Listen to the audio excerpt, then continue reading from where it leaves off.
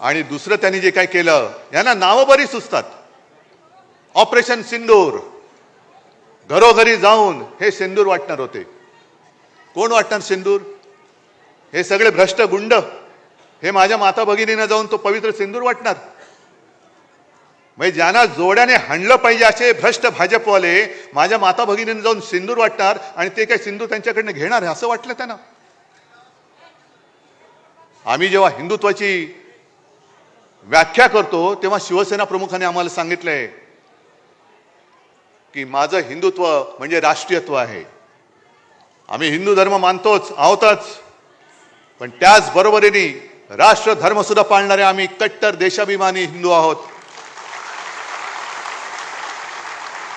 हा देश जो आपला मानतो, या देशासाठी जो मरायला तयार आहे तो आमचा आहे. जात पात धर्म त्याचा आम्ही नंतर बघू, पण हा देश जो आपला मानतो आणि या देशासाठी तो वाटेल ती कुर्बानी द्यायला तयार आहे, तो कोणी असला तरी तो आमचा आहे.